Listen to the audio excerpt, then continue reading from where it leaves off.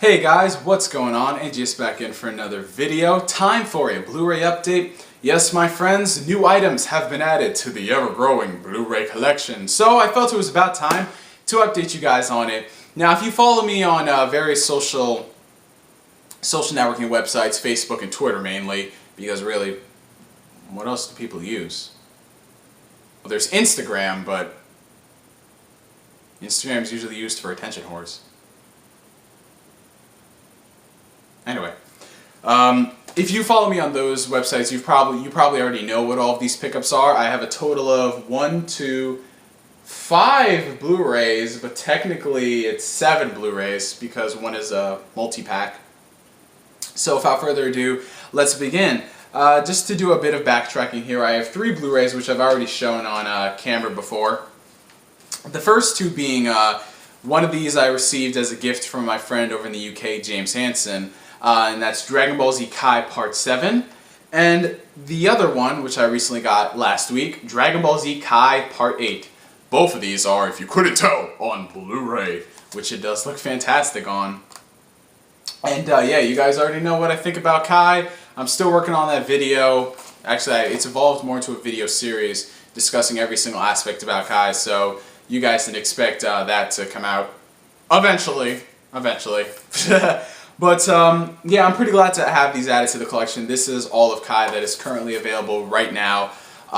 Currently the series is on hiatus in Japan because Toei Animation has to do other things. You know, they're airing Toriko and they're wanting to see how much money they can gain for that. And if they're just trying to see if it's still worth it to do a Buu saga, because Dragon Ball Z Kai was held very high as far as ratings, but when it came to merchandising, Toei fucked up when they were releasing the DVDs and the Blu-rays.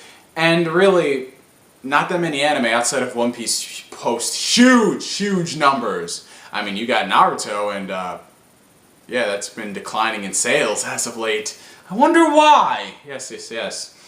Anyway, yeah, the economy in Japan ain't looking too good. So when it comes to actually purchasing anime, yeah, not doing so well over there.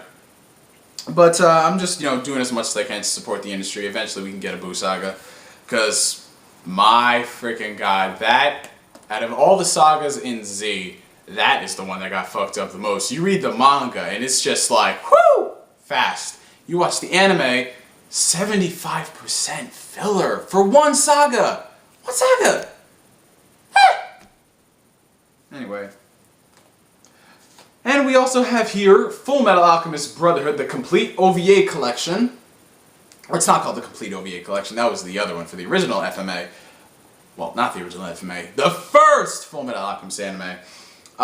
This, as you guys know, I was actually kind of skeptical on picking up simply because it was only like $13. And when it comes to OVAs, I really don't tend to watch them a lot unless they are like included as like a bonus short or if it's like on Netflix or something. But, I took a gamble on this. My friend convinced me. I purchased it, and wow, I can tell you that this is probably the best $13 I have ever spent when it came to a Blu-ray. I was laughing non-stop, mainly at the comic theater shorts that they put on here, but I already recorded a review of this. This should be up sometime this week. It was supposed to come up last week, but complications arose over the weekend. I got insanely busy, so I couldn't film it. But don't fret, this review will be up later this week, and it's definitely one you guys want to check out because this is indeed awesome. Alright, now on to the Blu-rays that you guys have already seen before. Now that we're finished that, now on to the Blu-rays you haven't seen before.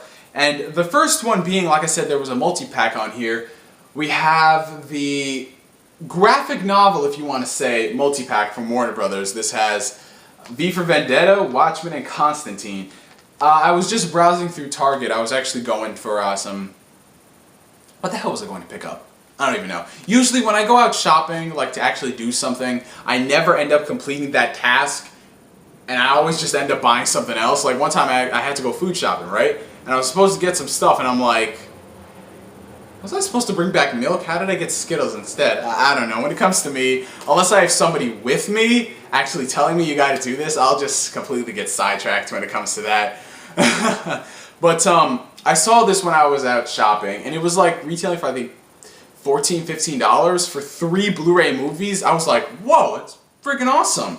So you have V for Vendetta, Watchmen, and Constantine. I've already seen Watchmen multiple times, and you guys already know I freaking love the movie. I praise it to all hell. V for Vendetta was the one that I was really intrigued in checking out because everyone has said nothing but good things about it. And I watched it, and it was indeed awesome. I really am interested in reading the graphic novel now because I've heard that the V for Vendetta graphic novel is completely different from the movie, but the movie is still really good in its own aspects. You know what I'm saying? It's like they have the same spirit, but they both veer off into different directions. That's the common thing I've heard from some of my close friends. So I'll definitely be picking that graphic novel up eventually. I know I'm pretty late on it, but sue me, man, sue me. And Constantine, I haven't actually watched that yet because, well, Keanu Reeves. I can't take Keanu Reeves seriously at all. Yeah. For those who are worried that it doesn't come with any of the special features, it comes with all the special features that were released on the individual Blu-rays. So that is awesome. You got the Watchmen director's cuts, etc., etc.